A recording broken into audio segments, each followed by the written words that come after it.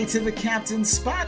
I'm your host, Justin Freeman, 6 foot 1 inches, 274 pounds of fantasy knowledge. And it's been a few days since we've seen each other, guys. No Thursday night football to get us through the week. We got that Tuesday night edition. That was okay. We could take that. But we will settle for a Sunday nightcap between the Rams and the 49ers. This is a game with a 52-point total. It's in San Francisco, where the 49ers are home dogs by 3 points to the Rams. Jimmy G and company, or maybe it's not Jimmy G and company. A little quarterback controversy brewing there in San Francisco. But before we hop into the slate, guys, make sure that you are going wherever you're getting this information, and do us a favor and like, rate, review, subscribe. We kind of fell into the beat right there. The intro music, I like that. We can get used to that. Like, rate, review, subscribe. Like, rate, review, subscribe. Okay. Gotta cut that music.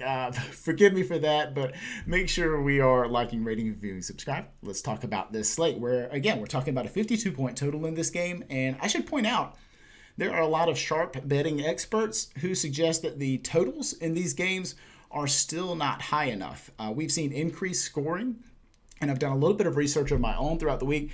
Scoring definitely up across the board. We're looking like an increased 3.5 points per side compared to last year. That's a big deal. That's like an extra half a touchdown a team in the aggregate, and that's going to be really, really important as we are considering the context of these showdown slates. So there's some people suggesting just blindly taking the over is still like a smart thing to do.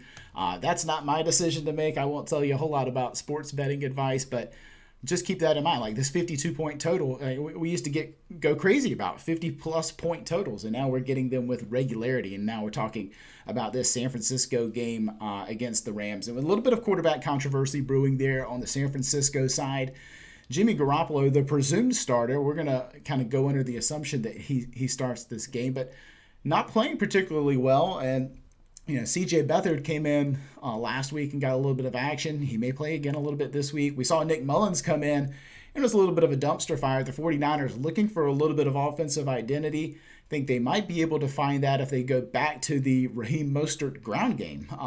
That might be the ticket to success for them, but whoever's playing quarterback is going to have a little bit of a full set of weaponry at their disposal. Obviously, we're not getting Tevin Coleman back off injured reserve more than likely this week, but I don't know that he's actually a help to this offense in the first place, probably taking snaps away from Raheem Mostert, who's a great player. So I shouldn't say great player. Plays great. How about that?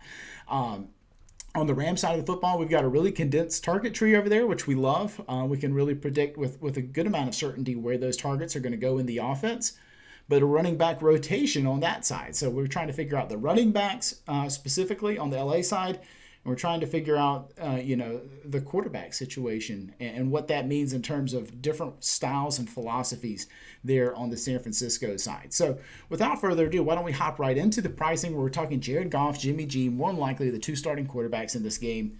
Goff 10-8, Garoppolo 9-6. I think overall, Jared Goff's playing really efficient football right now. He's not as sexy as some of the primetime names that we are used to.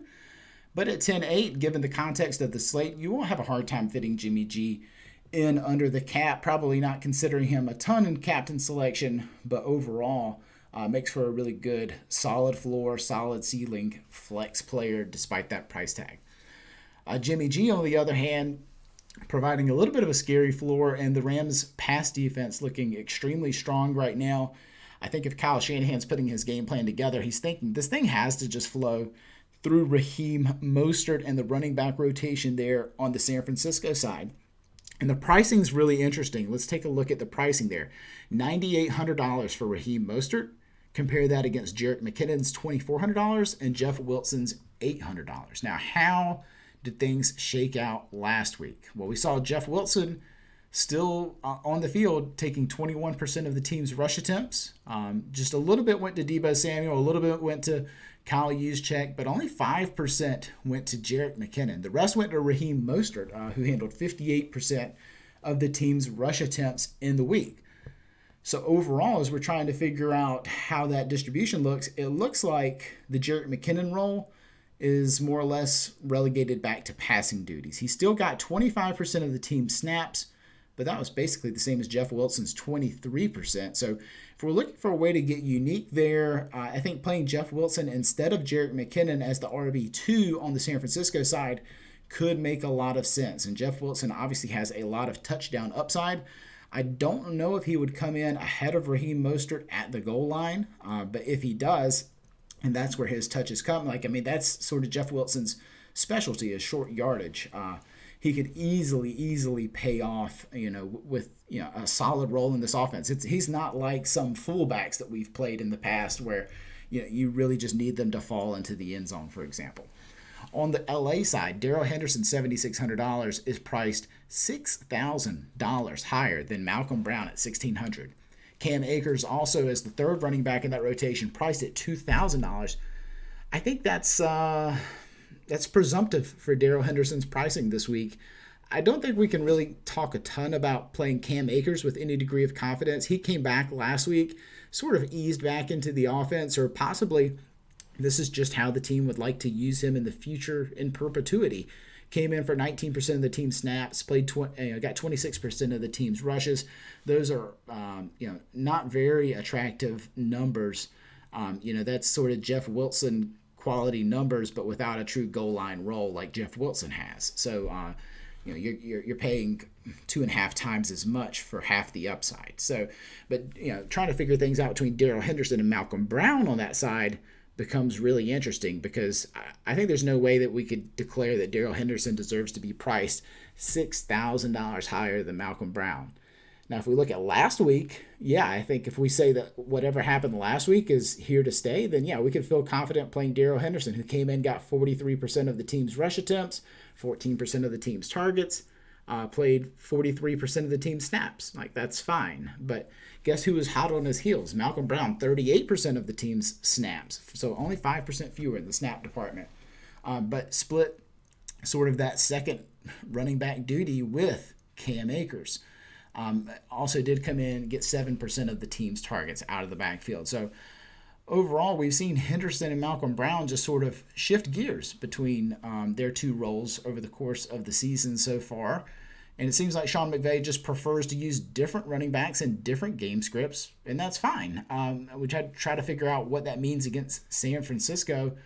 And I can see Malcolm Brown being more heavily involved in this game. And I think, when you're talking about running backs where there's not a huge, talent drop-off from one to the other, you can see a coach sort of flip-flop week to week on these guys. So wouldn't surprise me at all if Malcolm Brown outscored Darrell Henderson in this game. Looking at the pass catchers here, George Kittle stands out with his $10,400 salary.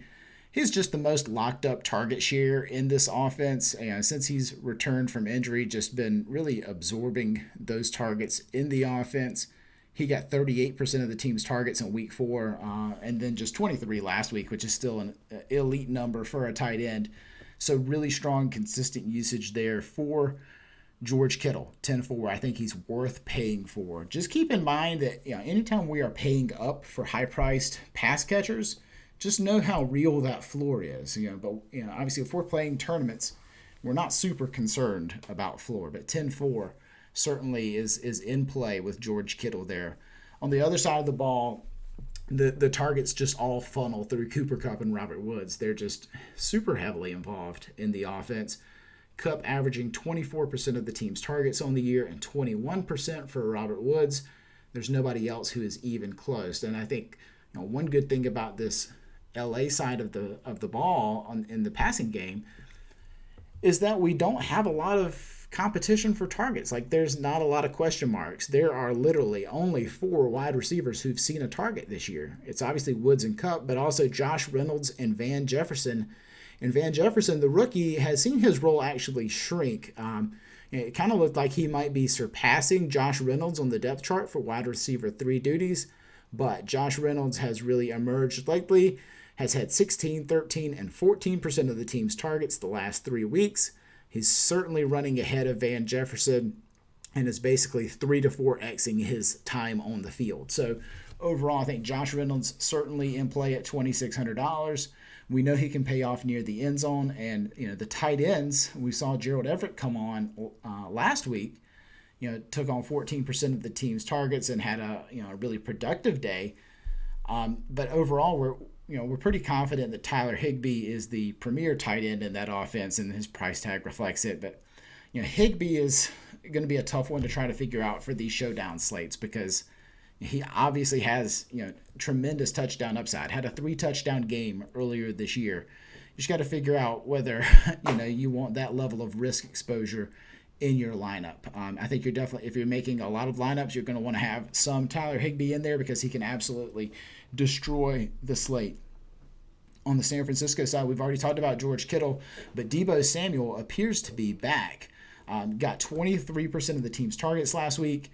His snap rate improved from 34% in week 4, which was his first week back after injury, to 89% last week. So he became a full-time player in this offense.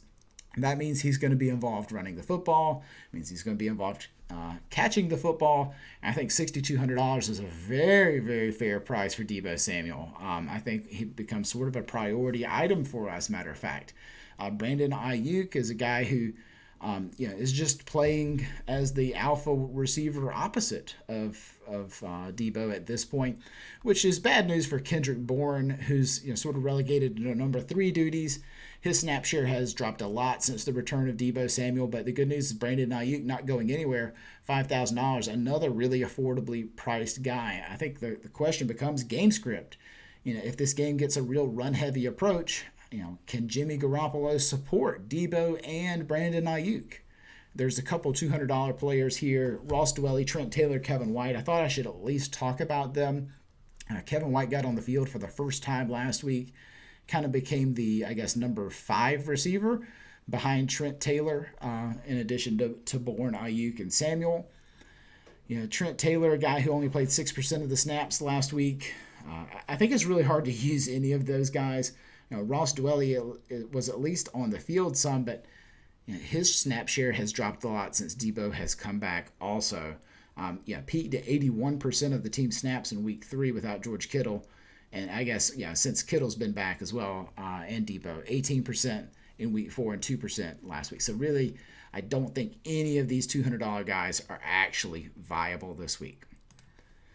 Looking at our captain assignments, the models love George Kittle this week as our premier captain. I think that makes sense when we consider just the massive, massive passing volume that goes through George Kittle. We are projecting a little bit of an increase for Deebo Samuel as his role continues to grow, and that still has a minimal effect on George Kittle, who is getting just a mammoth target share. And obviously, we like playing pass catchers in that captain spot, especially a guy who's going to be in a favorable position to break the 100-yard bonus and a favorable position to catch a touchdown. And George Kittle checks both of those boxes. Behind Kittle at the captain spot, Deebo Samuel, Cooper Kupp, and Raheem Mostert before we get to our first quarterback at Jimmy Garoppolo. So, Kupp, another guy with really projectable volume. Deebo, a very versatile player, number of ways to win. And then Mostert if that game script goes really heavy in favor of the San Francisco rushing attack. As we look at our flex appearances, the 2 quarterbacks, obviously the 2 guys we want to try to emphasize there in our flex spots, followed by Kittle, Mostert, Samuel, Kupp, a couple guys we've already talked about. And then Robert Woods, Brandon Ayuk, Malcolm Brown. There's a pretty good little drop-off after Brown before we get to Darrell Henderson. And so those are going to be some priority items there. There's a lot for us to consider in this slate. We're going to have to make a stand on the running back rotation there in Los Angeles. We're going to have to make a stand on price sensitivity. And whether we want to try to go stars and scrubs here, because there are a handful of guys priced below $4,000 that we can feel pretty comfortable with. Guys like Malcolm Brown, even a guy priced up like Brandon Ayuk certainly gives us some room to spend elsewhere. So overall, we've got the information we need. A quick reminder: go check out CaptainSpot.com, CPTSpot.com. Like, rate, review, subscribe. Do all those things, guys. We'll see you next week.